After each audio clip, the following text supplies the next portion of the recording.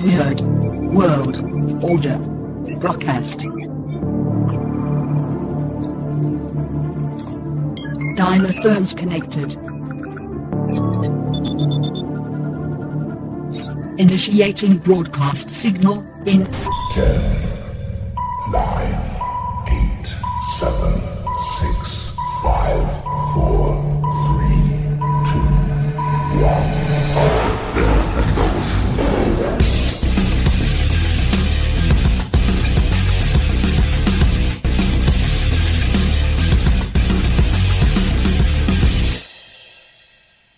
Ladies, gentlemen, and knights of the Nerd World Order, this is the Nerd World Order broadcast. I'm the man that you call Dukes, and to my right, it's all about the... Booyah, what's up? It's your boy Joe, baby. And to my other right, Adrian, the Prophet Alpha the Nerdiac. What's up, Adrian? Hey, World Order. Sorry about my lingo. How are you doing? Can you hear me?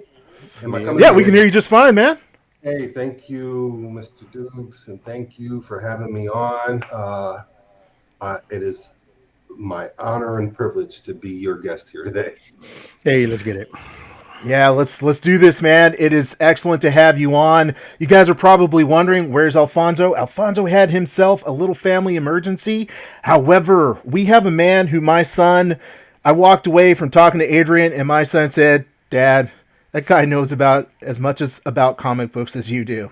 And I was like, come on now, son. That's some strong stuff. But I have to agree, Adrian knows as much about comic books as I do. He's an old school nerd just like me and Joe, and we are very excited to have him on today. So welcome to the show, Adrian. Yeah, again, thank you. Yes, when we met at Nerds and Hip Hop, General Joshua's event space, and I like your son, I loved the engagement that we had. It was probably about 25 minutes or more that we were engaging about comic books, and comic books are really kind of my nerd core origin story.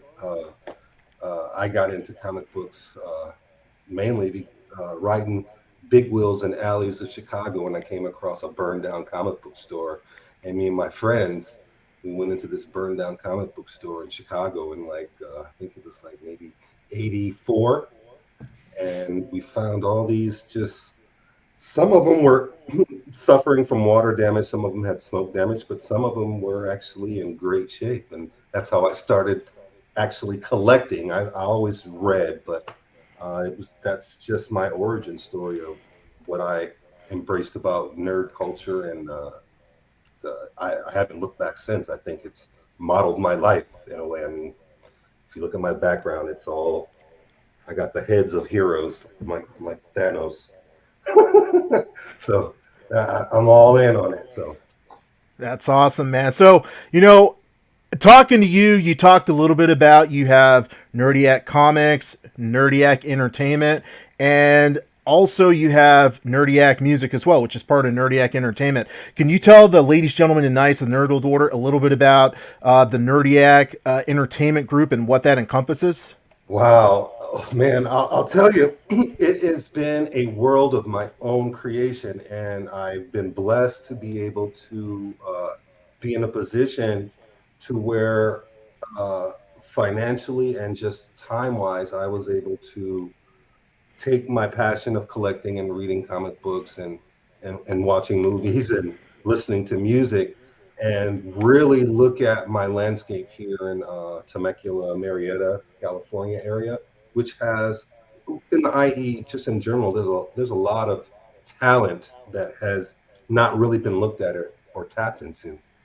And after I retired from the military, I was working for the government, but I was still always kind of immersed in Comic Con. I've been going to San Diego Comic Con for 20 years straight, meaning I'm ritualistic about it. So a lot of my branding or just my need to want to build something really came from me just going to Comic Con so many years and seeing all these different creators of different genres, whether it was comic books, movies, and now up until recently, where music is starting to really shape a lot of how nerds can congregate and use music to interpret uh, any positive aspects of nerd culture with blurs, black Hmm.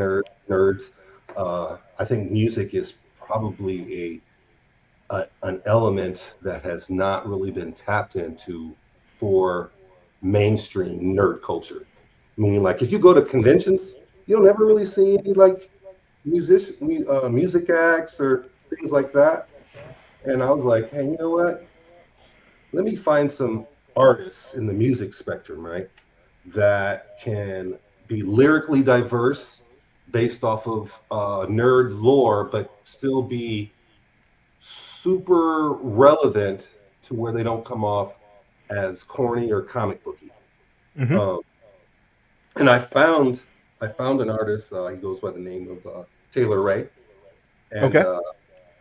he's been local here in the IE for at least 10, 15 years as a group uh, that was called the Go Getters. And that was Corey Schuler, Taylor Ray, Tribble, and Tony Cook. They were the Go Getters. If you were to do a deep dive, they have like a rich history, even on YouTube, of producing music and stuff. But Taylor specifically could literally take comic book lore or nerd lore from movies or just all the tropes that we would normally repeat in movie lines and put them in lyrics with hardcore deliveries. You know what I mean? Like if you look at Nice. hip hop, uh, uh, Nerdiac music, the aspect of it is my tagline is there's too many villains in hip hop. There just is. If you listen to mainstream hip hop, it's just all villains. So I want to create heroes. And I think I got a winning thing. But the thing is that I don't know how to go viral yet. And if I think I once everything is done, I mean, I have the film division that I produce and EP uh, featured films with talent that I met through comics, mainly through.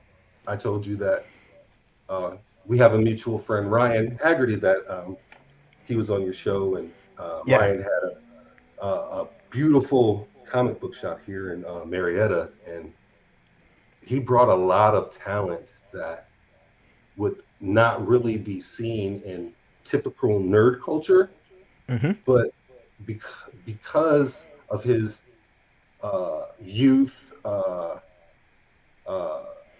he was black, he was a minority, he was attracting black and Latino and Asian nerds and white, but like I've done a deep dive into just nerd culture, and black people really only make up 7%. Latinos make up about maybe 5%, and the rest of it is Asian and white. So my idea is that I'm making content for everybody, but if I try to extrapolate and build upon the black and Latino audience and build that up a couple of percentage points, then I think everybody eats. You Hmm. know, it doesn't really take much. And I feel that if I put it, I have a very competent website that I have distribution through Marvel, DC, and all the independent comic distributors. I have a great web web designer and Gorilla FX, James Curtis, uh, and I'm going through a restructuring just on the visuals of it. I don't really get a lot of traffic on my website, but it's digital real estate, meaning I still have an inventory of about 10,000 line items that I load up. I still sell on my platform, eBay, Instagram, and all the other platforms. And so if I take all the revenue from all of them, I'm able to at least fund independent films because mostly all my profits has really been towards building the audience of building the network of what Nerdiac is. So I haven't really spent any money on myself, and I'm really taking whatever profits I sold. An Amazing Fantasy 15. in December 2001 for like 70 grand cash in Oh Seattle. wow. Like I walked out of Seattle, uh, Emerald City, Hmm. with like a briefcase. It was like the biggest boss moment I ever. We were like counting out thousands of dollars in the middle of Emerald City just for a 4.5 Amazing Fantasy. That's when it was at its peak, you know. And Wow. I think I'm almost certain that I have the highest sale record for that graded copy of Amazing Fantasy. And then the comic, right after I did that, comic market took a downturn, and now that same book I could literally probably go buy for 30K. Wow. You know what I mean? Sold it It's for all about 7. timing. Yeah, it is, and it helped me finish production on the visual album because my music portion it'll all be more visual albums. Nerdiac Music, the Nerdiac Project, Volume One. It's a Hmm. visual album. Music has suffered through streaming, so am very reluctant just to release an audio portion of it. Hmm. So I figured that if every song, it's a 7-piece visual music comic, 7-piece. Each song has visuals, and there's a underlying theme for each one. I have a comic book inspired cover for each song. Um, I figured if I attach it as an audio and video compilation and box it up as a DVD, Hmm. I think I might be able to change at least the aspect of how artists have lost money and just relying on streaming. And I don't want to rely on just streaming. I want to create an actual physical product that even if major distributors don't care about physical products anymore, Hmm. I, as a creator, hey, I'll take control of the physical aspects of it. Yeah. I can take a couple of $1,000, print up about 5,000 copies, and then sell them on my own. I'll go old school. I'll sell them out of the back of my trunk, or I'll rip through second pages, you know. But Yeah. that's just how I feel that I'm gonna attack the problem personally. But through the comics, through the films, and the partnerships and relationships that I have with the team that I have that can effectively produce feature films in a very effective and efficient time frame. Not high budget, but as long as you can make a feature film that looks at least 100 times more expensive than actually what you filmed it for, Hmm. win. Meaning, like, for a very small investment, as long as you can make it look cinematic and have a competent story, you can make a film on the cheap. I don't want to give away all my secrets, but if I can fund feature films through the sales of comics right now, uh, and then hopefully see a good return progressively over time. It doesn't necessarily have to happen um, right away, but doing that, having the feature film get released on a streaming network, and that's going to get released worldwide in the beginning of the year, Electric Hmm. Sleep.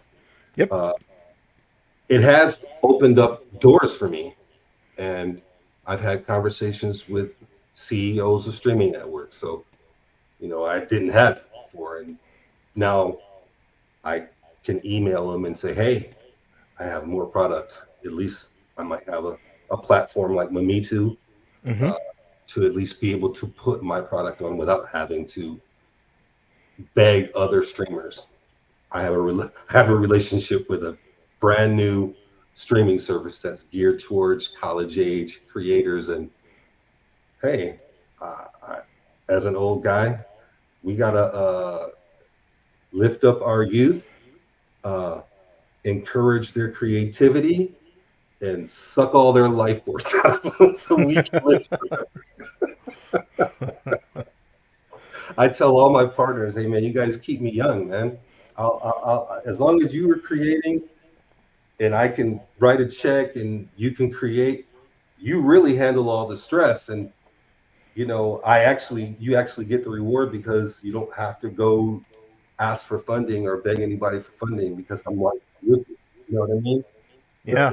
stressful endeavor for these young guys who want to be in Hollywood or as writers or filmmakers.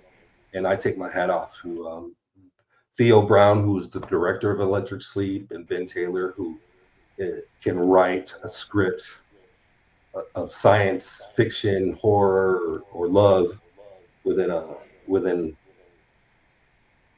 he can give you a great rough draft within maybe 2 weeks and Right. of a competent story.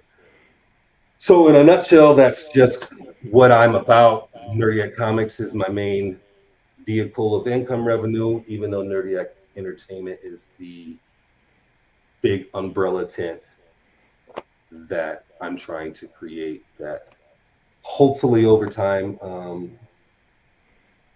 God willing, it'll just create and build an audience. And by you having me on your show, maybe I might even be able to get up your crowd to just even click on my website, nerdiaccomics.com, and see at least that I'm putting an effort into creating a positive nerd culture for everybody, especially those who, you know, look like us and have Yeah. kind of been left out in a lot of nerd conversations and a lot of nerd lore. And but if you look at how nerd culture can affect uh, people of color and disenfranchised groups, can be a positive aspect in the age of cynicism and complainers. You know, you're very right. When Joe and I started talking about, like Nerd World Order long time ago, one of the things we always say is people look at us and they literally look us like right in the face and go, "You're not a nerd. You can't be a nerd." Mhm. And, Joe would be like, "Why? Because I play basketball and I can dunk on you, right?" Yeah. It's like, "Why? Because I'm black?" And so it was like, we were like, Nerd World Order is like, it doesn't matter what you look like, your gender, your color, anything. You should never be looked at and be told, "Oh, you're not a nerd because X, Y, Z, Y," because I'm not a geeky white boy, right? Well, and sorry to interrupt, I agree with you wholeheartedly on that. And it's really just a matter for me of just saying, hey, comic book shops are closing. The market to actually go to a comic book shop is really absent in a lot of areas in America, Oh yeah, yeah, especially especially for Black and Latino people who really haven't experienced that. Sometimes when you go into a comic book shop, man, that's like going to Disneyland. You know what I mean? I've been in the comic book shops that were holes in the wall, but because they had a great inventory, I could be in there all day, just especially in my youth, thumbing yeah. through comics and finding books that I've always uh, wanted to get, or just the hunt. And what I call my website is that I load all my comics on there from my personal collection. I even hold some back because it's just a lot of data entry. But if you go onto my comic shop on my website, whenever you browse, I would like for all the users to think of it as like they're thumbing through a digital long box. If you know what going through a long box of comics is, you know how tedious it could be. I Yeah. want people to visit my site and scroll through all my digital long boxes. And I want to implore everybody who's listening that if you're in a desert area of comics books, and no matter where you are in the States, if you don't have access to comics, go to my site. I built a direct shipping in my uh, garage. I pack ship and I'll send directly to your house. I have about 250 individual customers on my site, regular, which is pretty good even for a shop. And I don't even have the overhead of a shop, so that's that's pretty significant. But I implore you, if you're Black and Latino and you're in a comic book desert, go to nerdycomics.com. Reach out to Nerdiac Comics. I'll give you a discount code for a year where you can get 10 to 15% off of different tier books. I got a large inventory of all the new modern uh, Marvel and DC, which I know a lot of people might complain about, but to me, those stories still resonate, man. I think some of the writing and the building right now in the age of Krakoa for X-Men is next Hmm. level. I think it's next level. It's literally the most significant world building event in comic book history. What they're doing with the X-Men, with Krakoa and moving the X-Men to Mars and terraforming Mars, and then Storm finally getting her due as the true warrior goddess in Marvel lore, where she's damn near equal to Thor. You know what I mean? Like, Yeah. there's just some really great world building going on comics right now that a lot of people might be sleeping on. That as a distributor, I'm buying all these books because I think in 20 years, I might get a payoff on them. Now I know it. Clearly, you're a fan of the X-Men, the Krakoa stuff. That's all Hickman, right? Yes, Hickman did start the Krakoan age with Powers of X and Powers of X and House of House of X? X. No. House of X. Yes. Mhm. Okay. And you Great. were That yeah. was a great intro to that. Yeah. Yeah, man. That was I didn't know where he was going with that, Yeah. with the cuz they're going back in time, forward in time, Mm. and the way they pulled it all together at the end with Moira McTaggart, I was like, Yeah. yeah. You know, Hickman is a very great world builder. Mhm. Uh, he just now relaunched the Ultimate Universe, which I think in our conversation last night that I said whatever he's doing right now in modern comics for recreating the Ultimate Universe is probably precursor to the reboot of the MCU. Mainly because I say that is because Kevin Feige is in charge of all that now. He runs Yes. comics, Marvel Studios. He's everything to do with Marvel is under his preview. Mhm. And That's why the Phase 4 sucks. well, yeah, I hold Kevin Feige a little bit accountable for his overhype, but What do you mean little? He's in charge of it. yeah. Little. He's a big responsibility. If it's successful and we say Kevin Feige did well, then if Phase 4 sucked donkey doo doo, then he's responsible for that as well. Which phase just ended? Was it phase 4 or phase 5? To be honest, I can't remember. See, that's why you can't remember because it sucked. But is it because of the fact that it happened? That phase 4 kind of happened during the pandemic, and then phase 5. Yeah, isn't that No, what happened? no. I think if even your bottle of wine couldn't save this if you rewatch Phase 4, butter. There's a couple of phase 4 that I like, but I thought Wakanda Forever. I thought Namor was for me a great character. I thought he was powerful. I thought he was ruthless. I thought when he killed the Queen, and then he looked Suri in the face, I You know was what? like, You know why that movie is terrible? oh no. You took away the whole concept of Chadwick's death. T'Challa's death. So T'Challa Yeah, man. died, and then you got to kill the queen. Oh, she died too. Like that's bad storytelling. I Okay. think it was I more them putting Suri through the paces just to build It's her up. Then terrible. Doo yeah, doo. okay, each one has their own. I yeah. think that was the best. That's the best out of phase 4, even if it is horrible on the standards of what came before it, which I Uh don't think is horrible, but subpar. I'm willing to say you haven't seen the Marvels yet. Is that correct? I see every MCU movie. Okay, and you feel like the Wakanda Forever was better than the Marvels? Yeah, Wakanda Forever is better than the Marvels. Oh, wow. Okay.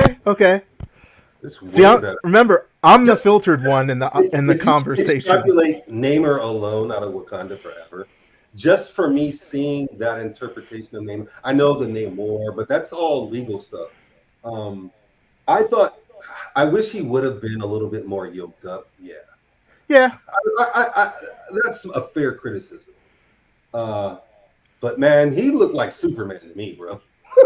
I was I, like, oh, that's Superman, bro. Bro, you're tripping, dude. That is not Superman, bro. You're No, reaching, bro. I'm not Like, saying he is Superman. I'm saying hell the no. visual interpretation that you saw of Namor in Uh-huh. Wakanda Forever, that dude was like Superman wrecking stuff, dude. I agree. I agree. But see, here's the thing: if you take Namor out of that movie, there is nothing exciting about it. I mean, I didn't care about Shuri's character. When Queen Mabunda died, I was like, to Joe's point, I'm like, oh, how you gonna have her die and have that be more of an emotional impact than the 1 minute they spent on Chadwick's death or the Black Panther's death? I just and granted, Brian Coogler is an amazing director, but he bit off way too much, tried to do too much, and I feel like the problem is getting back to Kevin Feige. It's like we can say part of the issue was the pandemic derailing everything. We can say that part of it was the fact that they didn't have a plan. I don't know what the issue was, but they try to stuff too much into every movie, and they don't have time to actually develop anything. Oh, and then by the way, he had a son. Oh, maybe if you would have told her that in the beginning, she would have went on a rampage. Doo doo Yeah, writing, I doo just doo, yeah, I just so feel bad. that that whole death of Chadwick just it threw them all, and nobody knew how to handle. They should have just recast him. I mean, I know Yeah. plenty of actors that Dude, could have filled that role. that movie was so For me, bad. what for me, Fans started who saying you should recast him. yeah, That's what but people for say me, because the movie was who so I good. think could be like a great T'Challa, I think Uh huh. Lorenz Tate. Lorenz Tate from he's on Power, but he was on Menace. He played O-Dog in Menace to Society. He Lorenz Tate is a great Black American actor, man. He played you ever seen Menace to Society? Have you ever seen that? You know. You guys I are don't gonna remember it if I did. I don't remember it if I have did. to Google Lorenz Tate. You'll see once you see his face, his whole family has a large acting history within Hollywood. But I think he would be a great fit. Uh, Denzel Washington's son, is that not T'Challa in a way? Doesn't he not fit that in a way? Yeah, he's an amazing actor. I'll let him do He, anything. he would be a great T'Challa. So there's plenty of actors that could have filled the role. I, I don't know. You're right. I don't hate Wakanda Forever. I just don't really have a negative opinion of it, to be honest. That's cool. That's Just cool, man. Like I said, doesn't. me and Joe will bash any movie because I look at it like this. I grew up watching really bad special effects, but I loved it anyway because it was my comic books I grew up with, right? And so Mhm. for me to go from phase 1, 2, and part of 3 just being hyped, being absolutely like a fanatic about these movies, and then phase 4 comes along and it's just like, eh, You know, eh. for me, man, Black Widow was just horrible. To me, Widow is actually the most horrible MCU movie they ever put out. They lost me when they made Taskmaster. First of all, Everything, it was yeah. clearly a dude in the suit. Mhm. In every like trailer and every aspect that they showed Taskmaster, even in like the behind the scenes, they showed the dude in the suit. Yeah. And then when they superimposed that girl's face on there, I was like, oh my God, what are they doing? Well, First that's of all, just Disney. That's Disney and their women agenda. yeah, I agree. I agree. They totally went woke. And I don't even like to say the word woke because actually woke isn't really a bad thing, but I would say they went too far to the left. Where even for me, Black Widow, right? Black Widow, up until she started crying in Endgame, she was flawless warrior, bro. Black Widow would put hands on anybody. When she fought Crossbones in Winter Soldier, no, was it Mm-hmm. Winter Soldier? Hmm. Yeah. Yeah. When they were fighting on Hmm. top of the MRAP Yep. and dog, Yeah. That. dog, Widow. She was literally my favorite fighter in the MCU, hands down, to me. Oh And yeah. then with that movie, I was like, what are they doing, bro? But I knew Kevin, when she started crying in Avengers Endgame when she was at the when she was holding the meeting and she was crying by herself. I was like, oh yeah, sorry, Widow, you're gonna die soon. Kevin Feige for you. Yeah, I agree. I've always thought that Kevin Feige was overrated. I'll never say that Kevin Feige has a. I don't even believe he really has a lot of comic book knowledge. I just think that was just something that Hollywood moniker put on that he was like this guru in comic book knowledge. I really don't see it because I don't see how you could have a lot of comic book knowledge and then allow some of your characterizations to be changed so dramatically in the films. You know what I mean? Yeah, Uh, I just think they were putting out so much that he just couldn't be on every one of them to oversee to make sure if it was good or bad. I think it was just too much for him to handle. Which like if he was pretty good, he'd have a good people underneath them, call it comic book knowledge and where they want to go. Because like, what's the point of having cabin meetings every year or something like that for you to just drop the ball in phase four?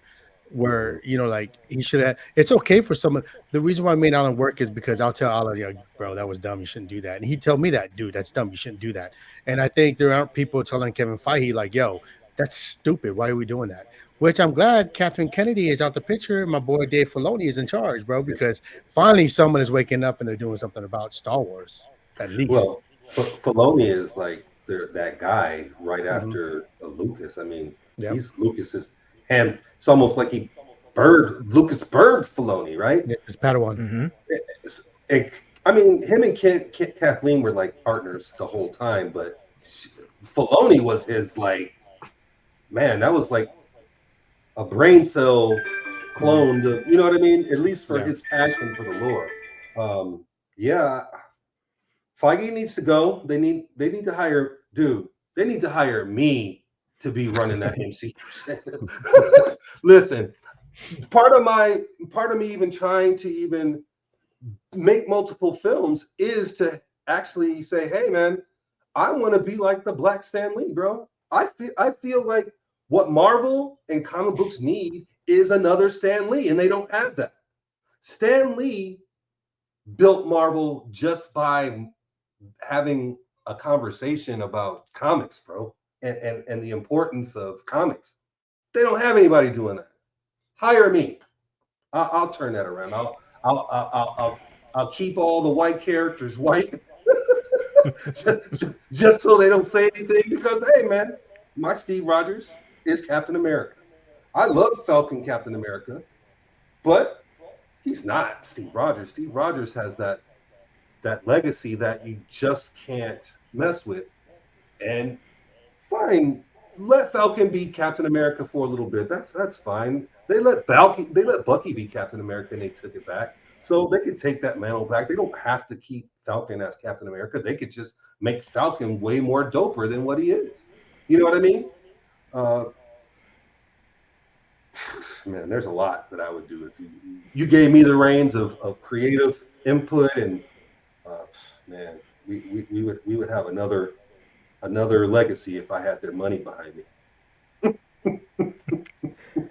Yeah, one thing that I feel is really important is you let the right people perform the right jobs. Like when you talked about your team, you have the correct people in place and you let them do their thing, and there's not so much oversight.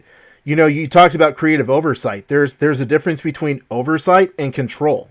Mm-hmm. You steer people in the right direction, and I feel the problem with, to me, it's not even so much Feige at this point. I feel like Feige's kind of like a puppet figure, and Disney with their agenda, because it's not just Marvel. You can see it in all their projects. They're pushing an agenda, and I'm all for all forms of equality, no matter what your. Not if it's not organic, though. I mean, That's even my as point. minorities, I hate forced diversity, dude. Oh I can yeah. tell in their writing that they're just shoehorning stuff. They're not making it organic, and they lost the. To be honest, what I think it Uh huh. is that a lot of the writers that they're hiring have grew up in an age of activism and not exploration of what they're even like. Marvel might hire a writer that has no comic book knowledge, like hiring Chloe Zhao to direct Eternals, all based off of the fact that she made this dreary goddamn homeless movie where people are living. Dog. And literally the same boring palette that she used for that movie that she won the Oscar for, she carried it over to the Eternals. Yeah. What are you thinking? And then he had the balls to say, this is our first Oscar winning Best Picture. Now, mind you, I don't hate Eternals, but I like Eternals mainly because there's a lot of world building in that story. If you take away all the horribleness of the palette and just the boring story, there's some world building in there. There's a lot of seed planting, uh, especially with the Celestials, the cloning of the Eternals, the reservoir of clones, uh, how you eventually do bring Thanos back because Thanos is an Eternal. You know, Yeah. all of that is it was planted in Eternals. That's why I, like I said, I don't hate Eternals, but it is not. It could have been. What's your pinnacle superhero film? What's your go to? What's your Captain America Winter Soldier. yeah, Absolutely. I love Captain America Winter Soldier, dog. Yeah. And eh, man, that was just like they captured Steve Rogers in the essence, and when he dived out of the Quinjet into the water and infiltrated the boat and was just like running down the hall, smacking people off of. I was like, oh. When he was like, when Batrick was like, put your shield down. He was like, I loved it. Yeah, yeah. You're right. Yeah. Um, but I mean, Captain America: Winter Soldier is basically an espionage movie. It's not even really a Oh superhero yeah. movie. I Fighting. agree. 100%. Um, 100%. uh, yeah, I like I like that equal with the first Incredible Hulk that Edward Norton. I think those two are like low key, like my core favorites. Um, Yeah. man, when Hulk, look, when Edward Norton transformed into the Hulk in the Bottle Factory, right, and he was only in the shadows, right. When he came out of the shadows, and all you saw was his face and his eyes, that shit was dope. That That movie, visual, that movie was terrible, dude. oh Like, my god. that's why your man never got a sequel. Joe, I mean, got to disagree on yeah, that yeah, one. yeah, yeah, yeah, yeah, yeah. Yeah. I recently That watched was it because of your again, boy bro. Feige. That was because of your boy I Feige, dude. I encourage Feige. you to watch that movie again, bro. You know It's Yeah, why? dope. You know why yeah. you like it now? Because Phase Four sucks so bad. You need something to believe in again. The best 25 minutes of pure action in MCU is that Hulk Abomination fight in Harlem. That shit is pure Hulk. When Bruce Banner jumps or dives or falls out of the helicopter and he transforms right before he hits the ground and his fist comes out, duh. When he rips open that damn police car and makes two police car gloves. That was right out of the video game, that Hulk Ultimate Destruction video game. I was like, oh, they're playing games with my emotions right now. That's the best 25 minutes of fighting between two powerhouses because the Abomination was no joke. Let's what they did to Abomination and She-Hulk was a travesty. Yeah. It was a travesty compared to what he was like in the Incredible Hulk. Even though they did visually improve him. But yeah. Yeah, I mean, in She-Hulk, that they went for the more comedic stuff, which is one of the problems with Marvel right now. They want to, turn everything into a punchline. But yeah, you're right. I absolutely, bro. I encourage you to watch that movie again, and you'll be like, "This is actually pretty dope." Yeah, it is. It Yeah. is. I that was the first movie that really, even like when you bought the Blu-ray, the behind the scenes or the deleted scenes where he kills himself in Antarctica and he smashes the glacier and Hmm. the if you freeze frame it, you actually see Captain America's frozen body in the glacier. That smashed. And it's just a quick little reference to Captain America being frozen in that ice. That I was like, I remember when it first came out.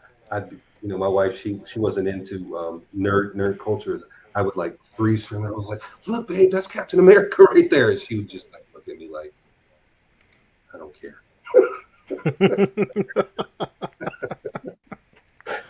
big kid. Yeah, back then it was different because they would give you those little Easter eggs and you would see Mhm. stuff and you'd know what was coming. The Whereas Marvel one now, shots were dope, right? Remember the Marvel one yeah, shots? yes, Why would they stop doing that? That was a great proof. yeah, they just went for a different formula where they wanted I think the agenda along with wanting to pump out as much stuff as possible, it just, sidetracked it. So, um, says Godzilla -1 with the Nerdiac today. You know what? You know what? Let's keep talking Marvel, man. Let's keep Oh, talking really? Marvel because Oh, yes, oh, absolutely. really? Let's keep talking Marvel, man. Well, I Because want to hear. I like want to hear what else Joe doesn't like. everything. So did you asked me about the Marvels, right? Um, I didn't hate it, even though it was just cookie cutter. Um, I did not hate that movie. I thought, you know what? And I think maybe because I just like her as an actress, that I just like Brie Larson just in general, and I just was not for some of the hate that she got during Captain Marvel. But my biggest gripe with Captain Marvel as a film was the Flarkin scratching Nick Fury's eye when Nick Fury and Winter Soldier led us to believe that it was something way more serious than him getting us scratched in the eye by a cat. Yeah, well, it gets back to the fact that Marvel tries to make fun little cutesy jokes. Yeah, You just got to go serious with some stuff. It's like yeah, everybody can't be Deadpool. Everyone yeah. can't throw one-liners every 10 minutes, you know? Mhm.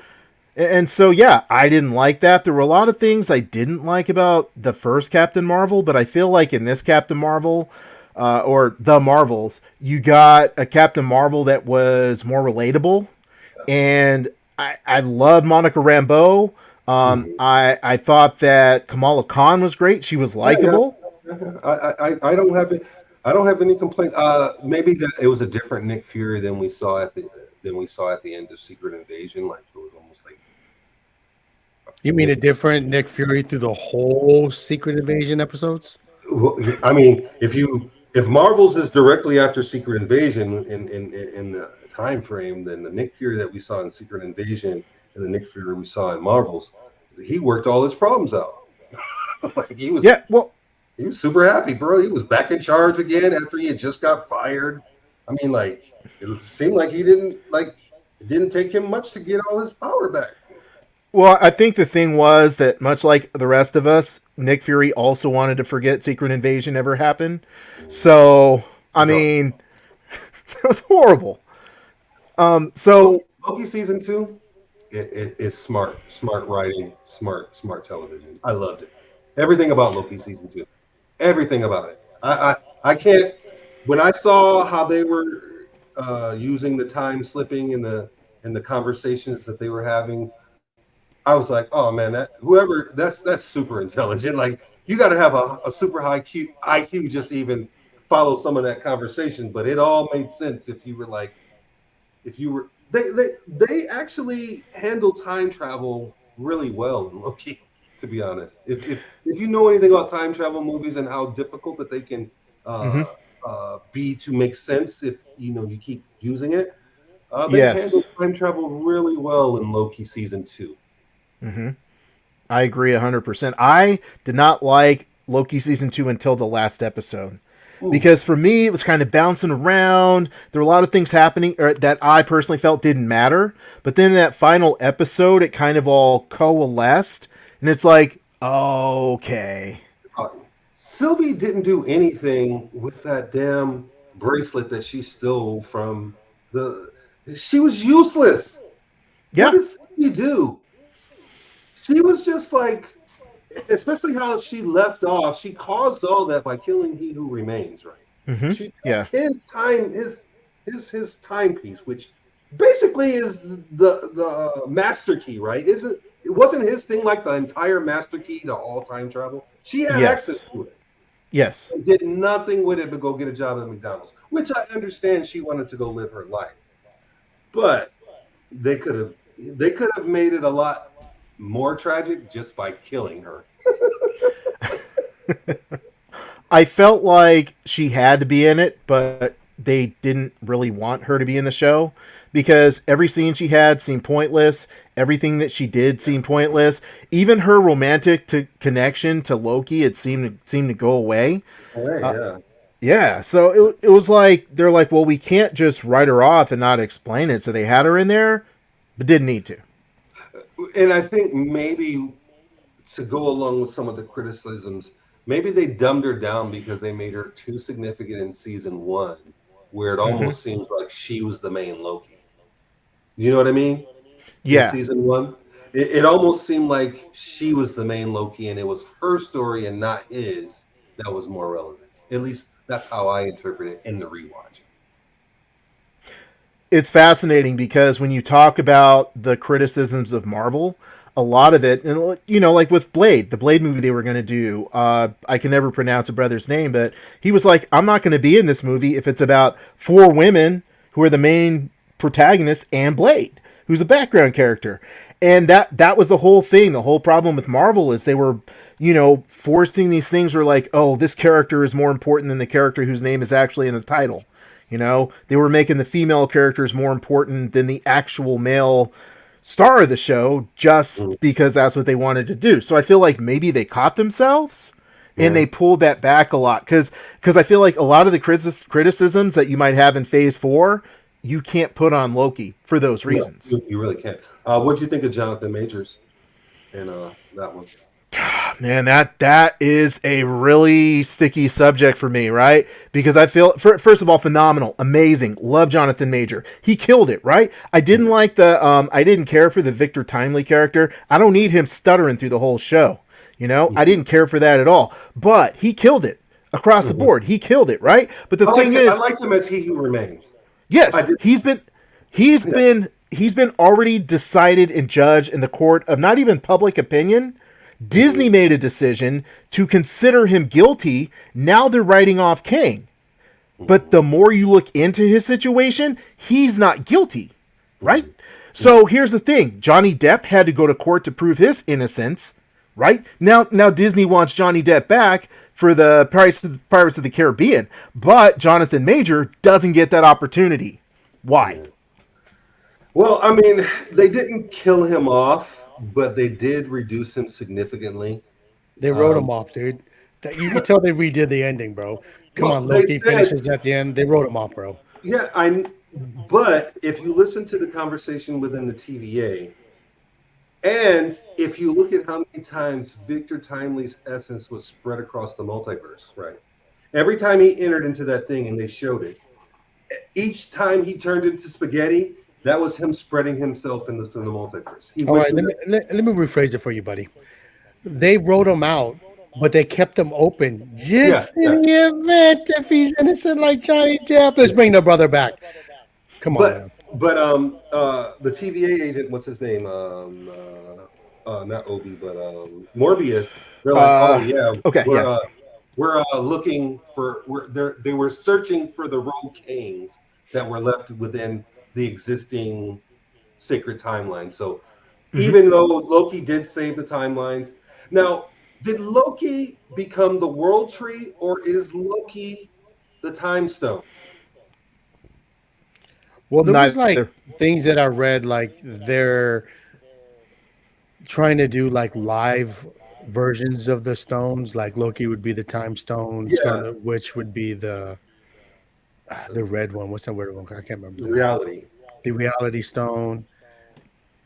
And then I can't remember the other ones. It was such doo Power. doo. Thor Like, Thor yeah, be it was the so Power Stone. yeah, it was just doo doo. I was like, Mhm. man, that's doo doo. Come on. I mean, but the stones, right? Even in their lore, even in the comic book history, they've never explored. Well, now they have. There's a physical representation of each stone now. There's a person that represents the stone. They've assigned them to random characters in the new MCU timeline. They just did that, Mhm. and I think that that makes sense. But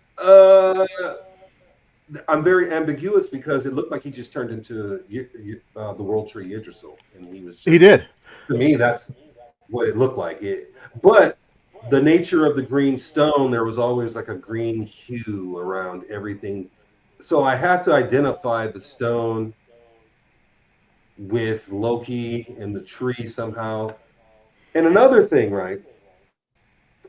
This is a theory, is that the Loki that we see in Ragnarok is the Okay. all-knowing Loki, meaning the Loki that we see at the end of um, Loki season 2. And the reason why I say that is because in season 1 of Loki, it was Sylvie who taught him how to glamour, meaning like she taught him how to glamour Goliath and put him under a spell and access Goliath's emotions and stop him or whatever. Mhm. Well, if you pay attention to Ragnarok, when Loki comes across Valkyrie, he glamours her. He touches her head and he accesses her thoughts and her past. She does the same thing that Sylvie taught him. And in Loki season 1, when Loki meets the other Lokis, right? He asked the old Loki. Remember the old Loki that had the comic accurate suit on? He said, Mhm. "What did you do when you met Thanos?" He said, "When I saw Thanos, I reanimated and disguised the dead body, and he thought it was me. And all I did was float along endlessly until the TVA found me." That's what he said.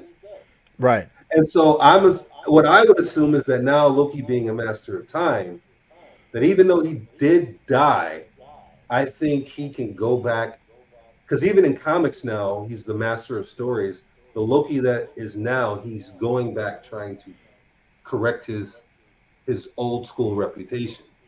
And you notice that even in Ragnarok, he really did. He was trying to correct a lot of his wrongs, even though he was still a little mischievous. And that's just Yeah. a theory that I have that, oh, so they're trying to say that Loki really didn't die in Endgame when he had that conversation. And you got to know that if you're watching a Loki TV series, that Loki's going to win, right? I mean, that's just got to be the end game, right? Loki's going to win, Yes. right? So Loki has access to all time, multiple. Uh, so I think that the Loki that we saw in Ragnarok is the all-knowing Loki. I think you're And wrong. all right, I'm not saying I'm right. I'm just saying it's a good theory. This is why I think you're wrong. I think it's wrong because that's a good theory from you. Uh-huh. Kevin Feige didn't think of that crap. I'll tell you that. He didn't think that far ahead, bro. You know what I mean, dude? He couldn't think past phase 4, man. That's a good theory, but he didn't think of that, bro. Come on, man. You're giving him too much credit and those writers to think that far ahead, bro. You don't think I mean, that come on, man. No. in comparison, right? The world building. So you think, yeah, maybe they don't talk to each other. Maybe they do. In a perfect world, every line said in every MCU production is relevant to a future storyline or it is building on something else, even if it might be like, oh, we're gonna hire Matt Murdock as our attorney, or you know what I mean. Just mentioning their name, you don't even have to show Mhm. them, but just to mention their name sometimes. Oh, okay, we know that's coming. We know Yeah. that's coming. You know, You know what I mean? one of the things you said was there was a lot of good world building in Eternals, right? That was Mhm. like, in my opinion, the first movie of Phase 4. You could might say Spider-Man, but let's say that was right. Everything you talked about, Celestials haven't done anything with it. Mm-hmm. Like nothing. The end of Blade was at the end of the movie. Didn't do anything with it. Star Fox, end of the movie. Didn't do anything with it. That is basically the pattern of Phase 4, right? Or the Celestial that came out of the ground and basically was in the ocean at the end of the movie. Nobody's mentioned that. For all of Phase 4, there's a big giant Celestial creeping up out of the ground in the middle of the ocean, and nobody's mentioned it I in hear 4 movies. I hear that's what the Thunderbolts is about. That they're going to be fighting over, and that's precursor adamantium. That's the whatever he was turned into is adamantium, not vibranium. But the original, like from what I interpreted from Eternals, right? Vibranium is really a celestial seed that exploded, right? Because the celestial armor is vibranium. So when there was a celestial seed in Earth, there was also a celestial seed that was released at the end of Thor Ragnarok that they don't talk about, and that's why Surtur destroyed Asgard, and Asgard blew up because there was a celestial seed embedded in Asgard. Um, But that's where vibranium comes from. It comes from the celestial seed, armor, whatever. Um, that I know to be true, but the background chatter for Thunderbolts is that it's going to be a war over the Tiamat island and the new metal that is mined from that. Because That's in. I don't think. Of course, they're not gonna. I mean, yeah, they haven't brought it up in however many movies, like except in a couple of blurbs, in newspaper articles within She-Hulk. But they're not gonna let that go. Dude, what we need to do is the next time they go to them little cabin meetings, we need to come, like my boy Bautista, and knock at the cabin and be Yeah, like, "Yo, you're gonna have to pick and choose, Kevin Feige. Your Marvel universe is about to come crashing, bro. You need to pick and choose what you want to do, homie." yeah. I think they should fire Kevin Feige and any new blood. To be honest, you can't. I don't think that he actually has it in him to change the boat without yeah, I think right now, because to be honest, these conversations about Kevin Feige are new. He was invincible for a long, long time. People Yeah. were people were like really putting him on a pedestal as this film producing god, and I always questioned his real comic knowledge, and I'm not gonna trash it completely, but I'm not going to disagree with your fact that, yeah, Phase 4 and Phase 5 have really been subpar. I mean, they had some stinkers in Phase 1. There had some stinkers in Phase 2. There was some stinkers in Phase 3, but it wasn't a choo-choo train of stinkers like they have lately. I, in comparison, though, I really like the Flash. I thought Flash was good. I thought Flash was a nostalgic, great continuing story to end the Snyderverse. To be honest, I thought it was great. To be honest, I don't have anything negative to say about the Flash. Yeah, it wasn't that bad, dude. You know what? It wasn't that bad. Oh, Joe. Great. Yeah, it wasn't that bad. Yeah, great. What was your favorite scene in the Flash? I probably like the sequence of him like saving all the, even though even like where they put the baby in the microwave. I thought that opening scene was pretty good. Yeah. I thought that was. I like how you know, if you want to go back to BVS, how in BVS when Bruce Wayne was having the fever dream of the future, Yeah. and you saw Flash break through the timeline to talk to him. Mhm. I like how they did that within the Flash to piggyback on that moment that Flash was able to go back in time and talk to Bruce, Yeah. piercing through the time veil. Because when he learned how to use the chrono ball, he went back to the hospital scene and he peeked in, and I was like, "Oh, that's the Batman versus Superman scene right there. Oh, that's really good. Yeah. Oh, I love Supergirl. I thought she She was was good. awesome. Hmm. Uh, First of all, you don't need a Justice League as long as you have two Flashes. Yeah. They bodied a whole battalion of Kryptonians. Yeah. Yeah. Like literally, they Supergirl and two Flashes and a rogue old school Batman body a whole battalion of Kryptonians. Sick. The issue I had with that was like a lot of DC animated movies and TV series are a lot better than the movies. Mhm. And I felt like the Reverse Flash when he was in the Flash movie, the cartoon. I think we saw that at Comic Con. WonderCon. I think it was Yeah, WonderCon yeah. at the little Is auditorium. is that But the old the first Crisis yeah, of Infinite Earth with the yeah, Reverse Flash? Yeah, with the yes. Reverse Flash, that story was so good. I felt like you get disappointed because they're going to be doing that. I'm going back in time and it changes stuff, and it's not what the animated. It's so much material in there that I felt like they could do a live version of it. I mean, they could tweak it a little bit, but I don't understand. There's not that many people that watch the animated series. So even if we redo the movie and make it into a live action, not that many people are going to know the direct story, from the You, comics and the anime. for me, like DC Premiere was always a plus there for a couple of years. Like Hmm. whatever DC Premiere Yeah. Animation was putting out Hmm. was a plus. They have fallen off ever since they changed their animation style. Hmm. They did whatever.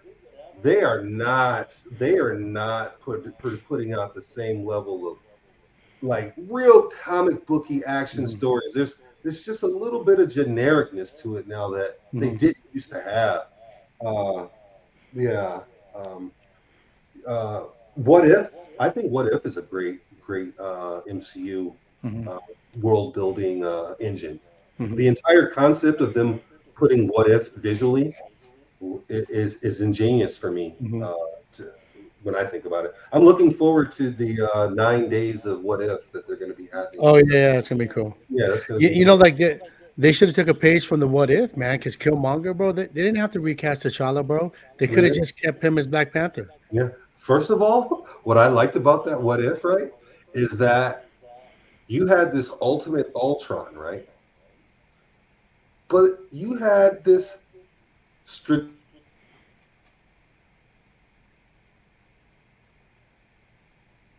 What If, right? He literally defeated this ultimate Ultron and took the stones from him, right? Hmm. I thought that was ingenious. Hmm. I thought that What If series, that especially that final episode with Killmonger, they Yeah, did Killmonger even better justice than they yeah, did Killmonger in the Black Panther movie. that's what I mean. Because Yeah. like he could have like you could have thought he died, but they brought him back for that dumb scene. Hmm. So Yeah. can't Well, remember first her of all, they name didn't right even now. I'm have to so kill pissed. Killmonger because in Yeah. Black Panther, T'Challa told him, "Hey, man, Well, I that's can." what I mean. That's what I Yeah, mean. yeah, They could have wrote if like rest in peace, Chad Bosman. But if they could have redid that and just had yeah, him become Black Panther. Now yeah. him fighting Namor would have been dope as hell. Super sick, dude. It would have been super sick. Now see But that story I I think in would their have line of liked. thinking, Killmonger would have been more likely to team up with Namor than be against him. I I think he think would. you could have did the movie of his redemption arc. So like you remember his biggest beef was like you stood by and watched our people that Yeah, wasn't just within this sphere die. yeah, And yeah, that would be a good redemption for him to be open to the world and do everything the right way this time instead of like pinning, like a bigger war. It's him helping out the world now. I yeah, think that would have been a better story yeah. redemption arc for him. And it's a waste of Michael B. Jordan just to Oh bring yeah, him for back sure. as Ghost. Get out of here, dude. Just Hmm. have him been in jail. Let him out of jail. We got this fucking guy that's come out of the sea that's threatening Hmm. us, and Yeah, hey man, T'Challa's gone. You don't have another nemesis, really. You can, yeah, yeah. If they were letting us, like, man, I'm telling you, they just need to let us in there, dude. Let us go yep. to these little things, dude. Let me knock on that cabin door. Yeah, bro. That's why I stopped speculating how movies were going to be, because everything we talk about is way better than the actual movie. I just stopped speculating, stopped watching trailers for exactly that reason. Well, a lot of people put too much like faith in their own vision of what, and then they're disappointed when it doesn't meet their own expectations. I do like to see creators add a little something to it, but never take away. That's what I like. I don't want to see them take away anything. But if you want to add something to the character, then that's great. Uh, but don't diminish the character or lift another character up uh, just to for trends. You Yes, know, absolutely, absolutely. you Yeah, know. so we're rounding the corner. Prophet Alpha Nerdiac, you have done an excellent job, because Alfonso's the positive energy man, and you're bringing it, man. I want Awesome. you back on the show because I'll do it. your I'll do it every week knowledge. if you want me back, man. Hey, I don't. man, Bro, don't say that, man. Don't I say sit that, at because home. Alfonso's at home nursing the dog, bro. Bro, I, I have four people on here. I wanted it to be four people anyway, but I sit at home, dog, and I'm just doing nerd stuff all the time, and Nice. I don't really work for anybody anymore. I don't have. Luckily, I don't have anybody that I have to give the respect as a boss, other than my woman that I have equal. We're equals. That's Hmm. it. Yeah. I give her once, and she gives me her once, and I give her her space, and I give my space, and that's Yeah. the life that I have right now. Awesome. Well, So come on in. I want to make sure everybody knows your website. Let's just one more time talk about your new movie. Let's just make sure everyone gets that. Could you go over that one more time? Yeah, yeah, sure. NerdiacComics.com is my website. I have over 10,000 line items. There's a precursor, visual art, music.